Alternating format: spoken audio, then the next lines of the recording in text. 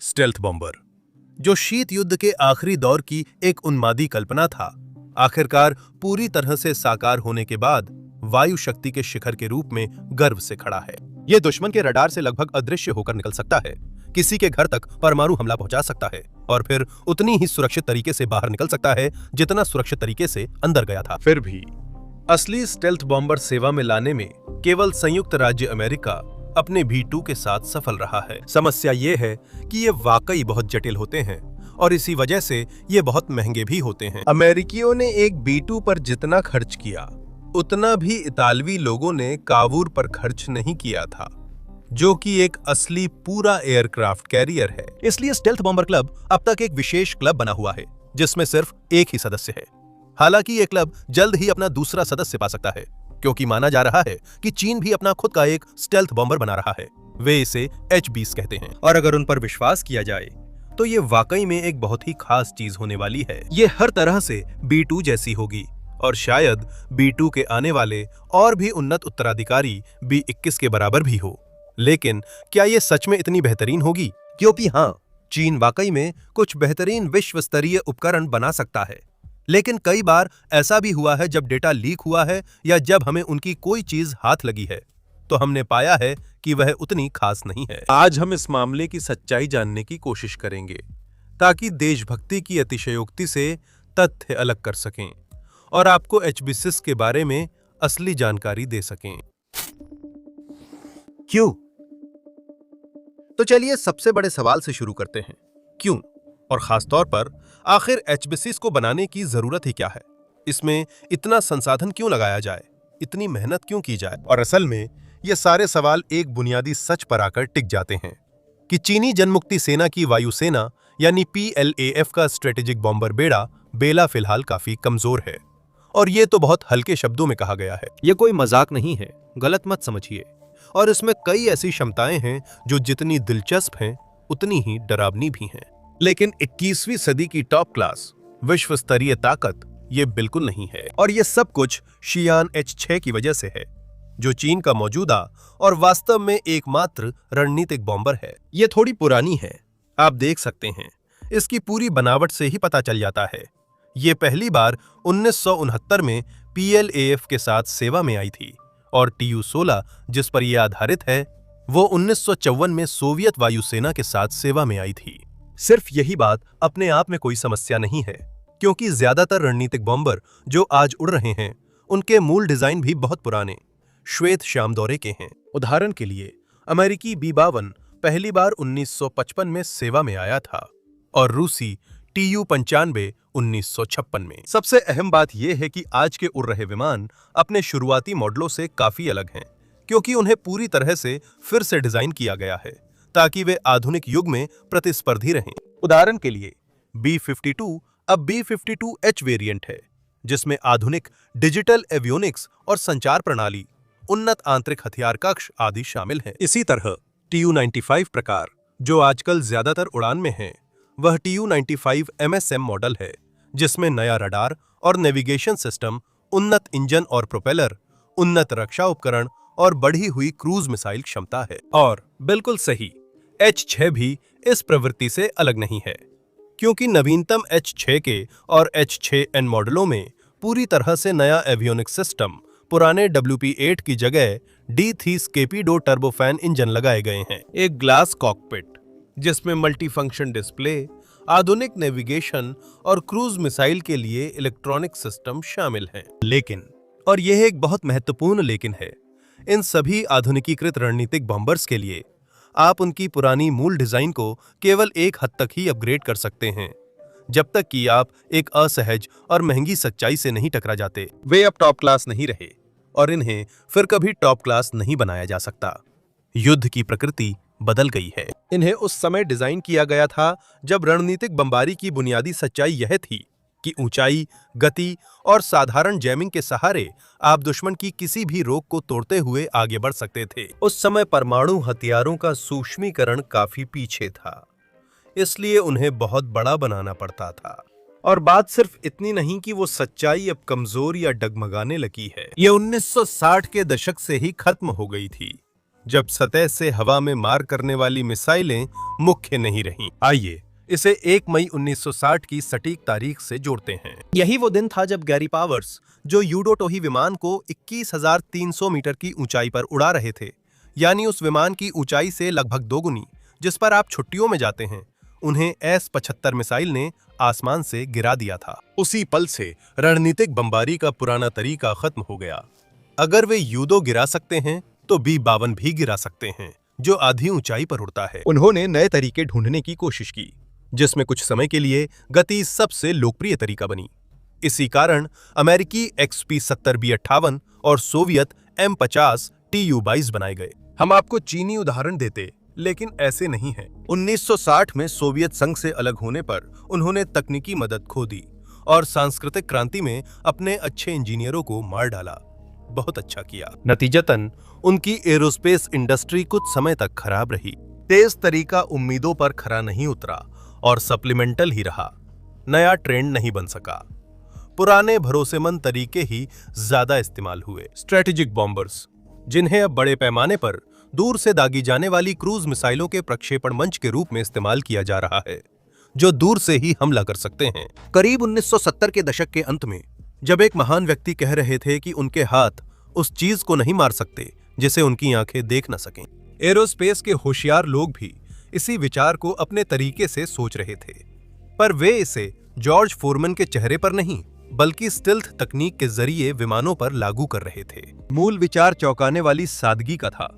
Radar, जो air defence system को बताता है कि कहां निशाना लगाना है, वस्तुओं से टकराकर लौटने वाले नॉन आयोनाइजिंग रेडिएशन के आधार पर काम करता है, जो फिर आपको उस विकिरण की निश्चित गति का उपयोग करके कुछ गणना करने के लिए कहता है, ताकि यह पता लगाया जा सके कि वो कहां है, इस आधार पर कि टकराकर लौटने वाले सिग्नल को वापस आने में कितना समय लगता है। तो क्या हो अगर हम विमान को ऐसे बनाएं कि वे सिग्नल वापस ना लौटाएं? अब तक की डिजाइन फिलॉसफी के शिखर पर अमेरिकी B-2 है, एक शुद्ध फ्लाइंग विंग जिसमें टेल या स्पष्ट इंजन नहीं है। हर रेखा और वक्र दुश्मन के रडार से सिग्नल छुपाने के लिए बनाई गई है। इस लक्ष्य को हासिल करने के लिए ये अपने सभी हथियार अंदर ही रखता है और अपने इंजनों को भी फ्यूजिलाज के अंदर गहराई में छुपाता है। साथ ही उन्हें खास आकार के इंटेक्स और एग्जॉस्ट के साथ ढकता है। इसे हासिल करना बेहद महंगा था। प्रति एयर फ्रेम $2.1 बिलियन, और वो भी 1997 के डॉलर में।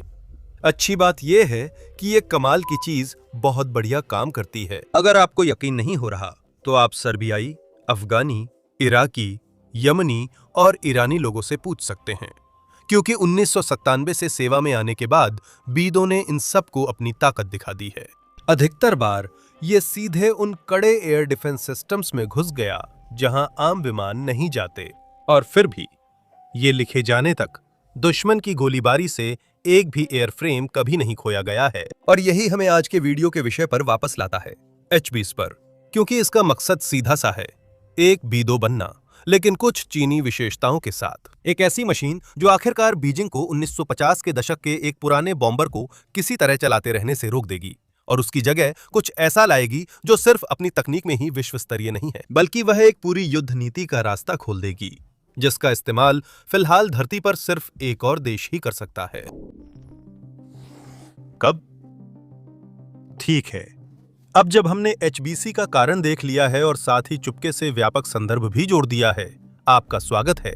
तो चलिए अब देखते हैं कि कब। ये 1980 के दशक में शुरू हुआ, जब स्टील्थ तकनीक विकसित होनी शुरू हुई थी। वहां चीन ने, जैसे पृथ्वी पर हर वायुसेना वाले देश ने किया, खुद को अमेरिका में हो रही प्रगति को ईर्ष्या भरी नजरों से देखते हुए पाया। वे स्टिल्थ चाहते थे और वे अभी स्टिल्थ चाहते थे। उस समय ऐसा कभी होने वाला नहीं था, क्योंकि सच्चाई यह थी कि भले ही चीन ने 1940 के दशक से, जब उनके पास मूल रूप से कोई एरोस्पेस सेक्टर नहीं था, बहुत तरक्की कर ली थी, लेकिन वे अभी भी इसके लिए तैयार नहीं थे। वे भी इस सच्चाई से अनजान नहीं थे, क्योंकि उस समय उनके सभी उन्नत और चुनौतीपूर्ण प्रोजेक्ट्स बुरी तरह असफल हो जाते थे।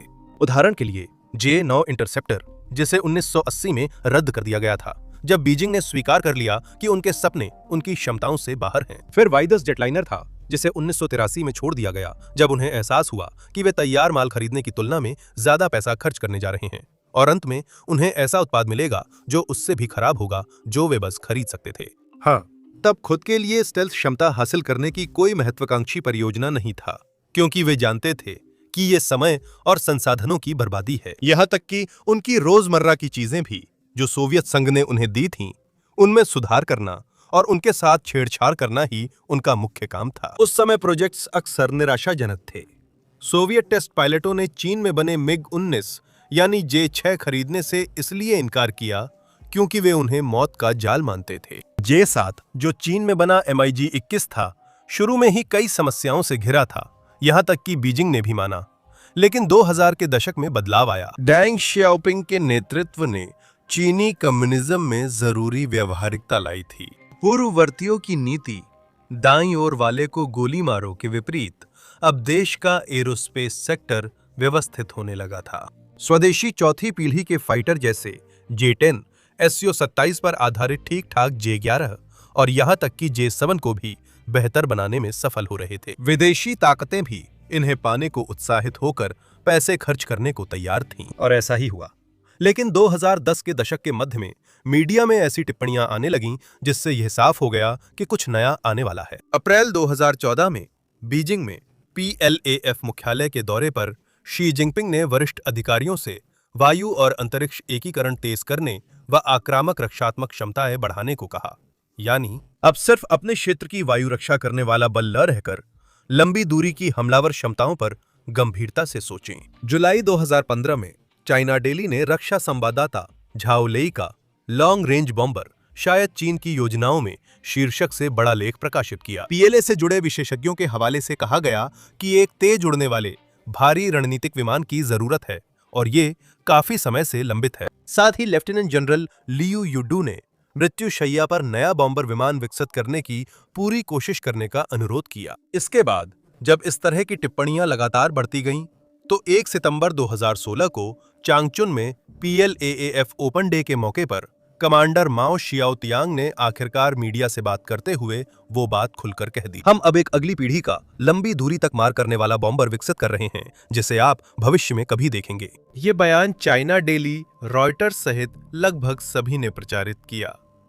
पहली बार रिकॉर्ड पर इस परियोजना के अस्तित्व की पुष्टि हुई थी। आज की बात करें तो HBC की कहानी यहीं से शुरू होती है, क्योंकि बीजिंग ने कभी नहीं बताया कि ये कैसे या कब शुरू हुआ, लेकिन हमें पता है कि इसके बाद क्या हुआ। इसके बाद PLAF की मीडिया मशीन ने पूरी ताकत लगा दी ताकि यह खबर देश में उग्र राष्ट्रवादी अंदाज में और अंतर्राष्ट्रीय स्तर पर डर पैदा करने वाले अंदाज में पेश की जा सके।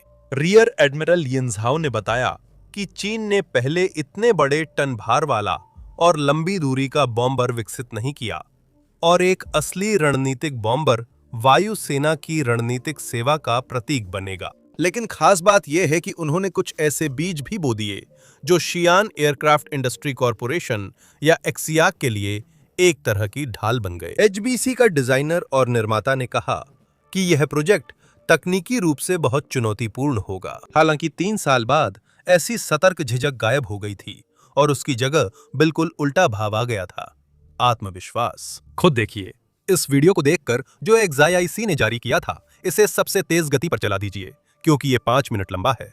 लेकिन हम देख सकते हैं कि वे अपनी खुद के इतिहास को कालानुक्रमिक रूप से बढ़ा चढ़ाकर पेश कर रहे हैं। हमारे पास H-6 है, बढ़िया। कुछ चीजें बेकार दौर की हैं जिनकी चिंता नहीं करनी चाहिए। कुछ आधुनिक विमान सही काम करते हैं, लेकिन फिर वो चीज है जिसे उन्होंने तिरपाल के नीचे छुपा रखा है। ये लगभग बीदो जैसा लगता है ना? साफ है कि ये CGI है, फिर भी बीदो जैसा ही दिखता है। लगता है H-20 की संभावित आकृति सामने आई है। असल में इस वक्त वे इतने आत्मविश्वासी थे कि XIIC ने B-2 के डिजाइनर और निर्माता नॉर्थरॉप ग्रुमन पर भी तंज कस दिए। कैसे? असल में उनके वीडियो का आखिरी शॉट नॉर्थरॉप ग्रुमन के 2015 सुपर बॉल विज्ञापन की नकल है। आप दोनों को एक साथ देख सकते हैं।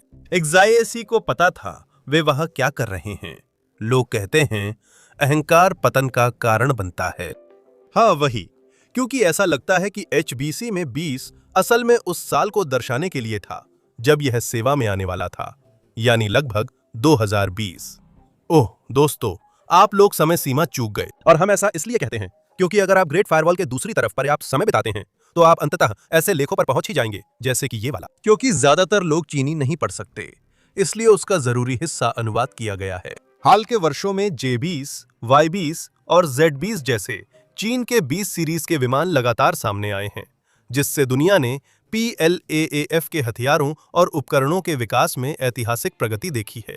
20 नामकरण ये भी दर्शाता है कि ये एकदम नई पीढ़ी के विमानन उपकरण हैं, और इसका ये भी अर्थ है कि इनकी युद्ध क्षमता वर्ष 2000 के आसपास विकसित की गई है। 20 के अर्थ को देखते हुए इसका नाम H-20 रखना तार्किक है। उद्धरण समाप्त। इसकी पुष्टि बीजिंग के किसी भी अधिकारी या यहां तक कि XIIAC ने भी नहीं की है, लेकिन चीनी टिप्पणीकारों की तर्क शक्ति निश्चित रूप से सही लगती है, और यह दिलचस्प है ना? क्योंकि इसे लिखते समय साल 2026 है और 2020 अब सिर्फ पीछे के शीशे में एक छोटा सा धब्बा बनकर रह गया है। तो फिर H-20 कहां है चीन? अगर हम 2020 में सेवा में आने की अपुष्ट बात भी हटा दें तो भी वही सवाल उठता है, क्योंकि इसे करीब 10 साल पहले उजागर किया गया था और इसका विकास कब से चल रहा है ये भी पता नहीं। तो फिर आखिर है कहां चीन? कहां? और इस सवाल का जवाब मूल रूप से यही है कि हमें नहीं पता, लेकिन कम से कम हमें यह पता है कि हमें क्यों नहीं पता। और इसका कारण यह है कि बीजिंग हर बार जब यह सवाल उठता है तो वो इसे टाल देता है। याद है जब माओ श्याओतान ने 2016 में इस प्रोजेक्ट को सार्वजनिक रूप से पेश किया था, तब उन्होंने क्या कहा था? हम अब एक नई पीढ़ी का लंबी दूरी तक मार करने वाला स्ट्राइक बॉम्बर विकसित कर रहे हैं, जिसे आप भविष्य में कभी देखेंगे। भविष्य में कभी? असल में कुछ भी पक्का नहीं कहा गया। वो समय सीमा अगर हम बहुत सख्ती से देखें तो इसका मतलब अगले 5 मिनट में भी हो सकता है, या फिर साल 25,062 के 8 अगस्त को भी। और इसी ने माहौल बना दिया जिसमें भविष्य को लेकर अस्पष्ट बातें और गोलमोल जवाब सभी आने वाली टिप्पणियों और रिपोर्टिंग में जारी रहे। 2024 में भी वही बातें दोहराई जा रही हैं। PLA वायुसेना के डिप्टी कमांडर वांग वेई ने मार्च में हांगकांग कमर्शियल डेली से कहा, जल्द ही, बस इंतजार कीजिए, ये बहुत जल्द होगा, ये सीधे आगे बढ़ेगा, कोई असली रुकावट नहीं है, सब कुछ हल किया जा सकता है। हमारे अनुसंधान कर्मी अब बहुत मजबूत हैं, उन सभी के पास ये क्षमता है, यह निश्चित है।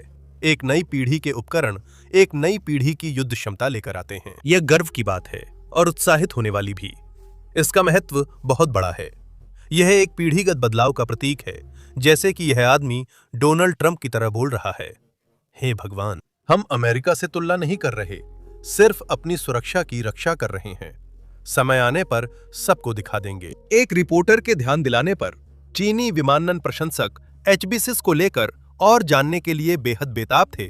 सितंबर 2024 की राष्ट्रीय रक्षा मंत्रालय की प्रेस कॉन्फ्रेंस में प्रवक्ता झांग शियाओगोंग के साथ इस मामले पर उन्होंने सिर्फ इतना कहा, उद्धरण, आपके सवाल पर संबंधित विभाग उचित समय पर जानकारी जारी करेंगे, कृपया आगे भी ध्यान दें, लाइक और सब्सक्राइब करें। तो आपको समझ आ गया, हमें बस पता नहीं है। हम आपको अस्थायी तारीख देना चाहेंगे जिससे वीडियो की क्लिक थ्रू रेट बढ़े, लेकिन हम ऐसा नहीं कर सकते। अगर हम ईमानदार बनना चाहें तो इस तरह की कोई भी टिप्पणी बस अंधेरे में तीर चलाने जैसी होगी, हमारी तरफ से सिर्फ अटकलें होंगी। और इसलिए हम बस इतना ही कह सकते हैं कि H-20 ऐसा लगता है जब तैयार होगा तब ही तैयार होगा। अब पश्चिमी देशों में उन्होंने इस सारी अस्पष्टता के बारे में कुछ बातें जरूर कहीं, जो कम से कम इस मामले पर कुछ रोशनी डाल सकती हैं। 2024 संस्करण में चीन जनवादी गणराज्य से जुड़े सैन्य और सुरक्षा संबंधी घटनाक्रम, अमेरिकी रक्षा विभाग की कांग्रेस को पेश की जाने वाली इस विषय पर वार्षिक रिपोर्ट है। पेंटागन नोट करता है कि PLAF के नेताओं ने 2016 में इस कार्यक्रम की सार्वजनिक घोषणा की थी, और फिर साफ तौर पर जोड़ता है कि इस तरह के उन्नत बॉम्बर को विकसित करने में 1 दशक से अधिक समय लग सकता है। दूसरे शब्दों में, जितनी चीजें उन्नत और कठिन होती हैं, बनने में उतना समय लगता है। अगर इसमें इतना समय लगेगा तो क्या हम जल्द ही प्रोटोटाइप देख सकते हैं? क्योंकि हम दशक के निशान से कुछ महीने दूर हैं, और अगर इसे पूरी तरह से एक साथ जोड़ना हो तो एक और पश्चिमी दृष्टिकोण है जिसे देखना वाकई जरूरी है। यहां तक कि जब ये सामने आ भी जाता है तब भी इसका मतलब ये नहीं है कि ये अच्छा ही होगा, या कम से कम B-2 के स्तर का। B-21 जैसे उसके आने वाले उत्तराधिकारी की तो बात ही छोड़िए। उदाहरण के लिए, अगर आपने ऐसा कहा तो वह गुमनाम रक्षा विभाग के खुफिया अधिकारी होंगे, जैसा माइकल मैरो ने ब्रेकिंग डिफेंस में बताया। अप्रैल 2024 की ब्रीफिंग में उन्होंने कहा था कि आप इसे उजागर कर सकते हैं, क्योंकि वे दिखाना चाहते हैं कि वे एक महान सैन्य शक्ति हैं। इसका यह मतलब नहीं है कि यह वास्तव में उन्हें वह क्षमता देता है जिसकी उन्हें जरूरत है, या उतनी मात्रा में जिसकी उन्हें जरूरत है। हाँ, भले ही ये परियोजना सिर्फ बकवास का ढेर साबित हो, फिर भी ऐसा समय आ सकता है जब बीजिंग इसे वैसे ही बाहर निकाल दे, सिर्फ इसलिए ताकि उन्हें कोई भी स्टेल्थ बॉम्बर होने का श्रेय मिल सके। क्या इस विचार की बात करें कि एचबीसी वाकई में थोड़ा बेकार साबित हो सकता है? अब समय आ गया है कि हम इसके बारे में विस्तार से चर्चा करें। असल में इसका डिजाइन क्या है, या कम से कम ये क्या हो सकता है, और इसके आधार पर इसके अच्छा होने की कितनी संभावना है। और इसमें कोई शक नहीं कि पिछले अध्याय के बाद आप में से किसी को भी ये सुनकर कोई हैरानी नहीं होगी। लेकिन क्या आप यकीन करेंगे, असल में हमारे पास कोई ठोस जानकारी नहीं है, क्योंकि कहीं भी इस विमान की या इसके डिजाइन दस्तावेजों की एक भी असली पुष्टि की गई तस्वीर मौजूद नहीं है। हमारे पास केवल सीजीआई मॉकअप्स हैं, जैसे उस विज्ञापन में थे, और इस तरह की कॉन्सेप्ट ड्राइंग्स हैं। ये फोटो जो अक्सर घूमती रहती है, जिसे किसी न किसी तरह के प्रोटोटाइप एचबीसी का बताया जाता है, लेकिन दुर्भाग्य से ये पूरी तरह से फर्जी है। बनावट, इसमें कुछ दृश्य संकेत हैं, जैसे कि ध्यान से देखें तो इसमें बिल्कुल भी समरूपता नहीं है। दोनों एयर इनटेक्स और पंखों के कोण और आकार एक दूसरे से अलग हैं, और कॉकपिट की खिड़कियां नाक से बिल्कुल अलग दिशा में जाती हैं। तो हाँ, अगर कभी कोई एडिट की गई तस्वीर रही हो तो ये वही है, लेकिन हमने कम से कम इस फर्जी तस्वीर का स्रोत ढूंढने की कोशिश की, ताकि जब हम यहां से खत्म हों तो आप सब आराम से अपने बंकर में जा सकें। और भले ही हमें पूरा यकीन नहीं है कि हमने इसका स्रोत ढूंढ लिया है, लेकिन हम इसे 2018 तक ट्रैक करने में कामयाब रहे, जब ये साउथ चाइना मॉर्निंग पोस्ट के एक लेख में ग्रेट फायरवॉल के इस पार छपा था। दूसरी ओर हमने इसे 2018 के एक लेख तक ट्रैक किया, जिसमें इस तस्वीर पर सीसीटीवी चैनल 7 का ओवरले नहीं है, जैसा कि अन्य जगहों पर दिखता है। कई सैटेलाइट तस्वीरें सामने आई हैं, जिनके बारे में दावा है कि उन्होंने एचबीसी की तस्वीर ली है। मुख्य तीन ये हैं और ये। जब हम इन्हें अलग अलग देखते हैं तो पहली तस्वीर पर यकीन नहीं होता। इसके अनुपात, चौड़े पंख और फ्यूजलेज की लंबाई में वाकई B2 जैसा लगता है। ये फोटो बाउडिंग radar cross section test facility में ली गई थी, इसलिए हम वहां से विंग स्पैन का अंदाजा लगा सकते हैं। हम इसका अनुमान 15-18 मीटर के बीच लगाते हैं, जो एचबिस के लिए अपेक्षा से काफी कम है। तुलना करें तो B2 का विंग स्पैन 54 मीटर है। वाह, ये मेरी सोच से बड़ा है, हे भगवान। दूसरी वाली फोटो, हालांकि अगर आप हमसे पूछें तो बिल्कुल साफ है कि वो H-20 नहीं है।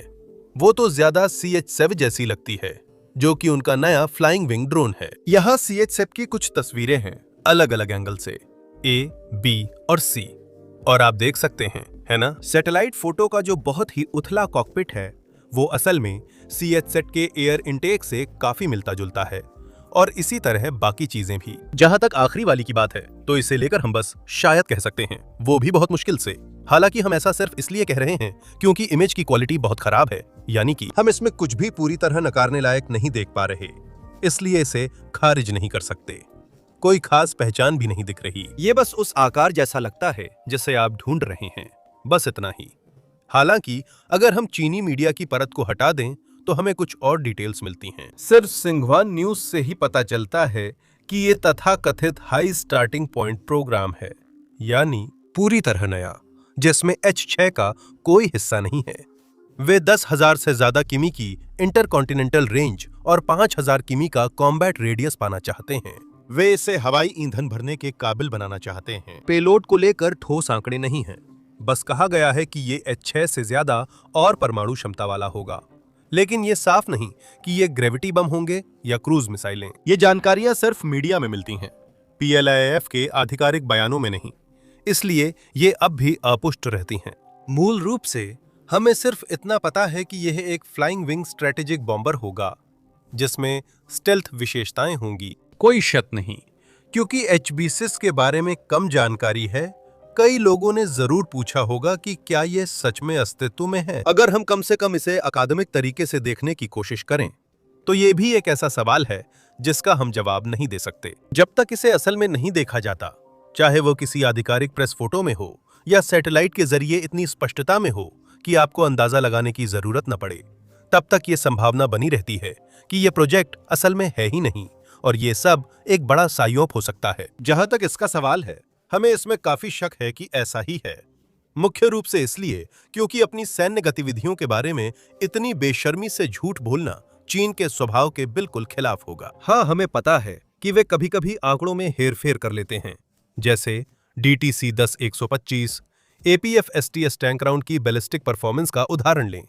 हे भगवान, क्या नाम है। चीन ने दुनिया को एक आंकड़ा बताया और फिर एक नाराज चीनी टैंकी जो शायद अपनी जान की ज्यादा परवाह नहीं करता था और ऑनलाइन बहस जीतने के लिए बेताब था, उसने वॉर थंडर फोरम्स पर असली बैलिस्टिक परफॉर्मेंस उजागर कर दी। और असली आंकड़ा बीजिंग के बताए से बहुत कम था। लेकिन पूरी तरह से झूठ बोलना, ये कहना कि कुछ हो रहा है जब असल में नहीं हो रहा, या ये दावा करना कि उनके पास कुछ है जब असल में नहीं है, ये चीन का तरीका नहीं है। जब वे कहते हैं कि वे कुछ करने जा रहे हैं, तो आमतौर पर वे करते हैं, भले ही असली नतीजे उम्मीद से कमतर हों, वे ऐसा नहीं करते। रूस, जिसने उदाहरण के लिए अपना शानदार नया Su-57 स्टील्थ फाइटर पेश किया, टिप्पणी की कि अमेरिकियों को अब टॉयलेट साफ करने का सामान रखना चाहिए क्योंकि ये उन्हें इतना डरा देगा कि वे खुद को रोक नहीं पाएंगे, और फिर उनमें से इतने कम बनाए कि वे उन्हें यूक्रेन भेज भी नहीं सकते क्योंकि खोने का डर है। नहीं नहीं नहीं, चीन ने अपना शानदार नया J-20 स्टेल्थ फाइटर घोषित किया और फिर चुपचाप 300 बना डाले। यह पुष्टि हो चुकी है। यही हाल एयरक्राफ्ट कैरियर के साथ भी है। रूस के पास सिर्फ एक पुराना सोवियत युग का कुज़नेत्सोव क्लास एयरक्राफ्ट कैरियर है जिसे उन्होंने 20 साल तक जुगाड़ से चलाया, लेकिन वो अब खराब हो गया। वो सिर्फ बंदरगाह तक सीमित रह गया, कभी मरम्मत नहीं हुआ।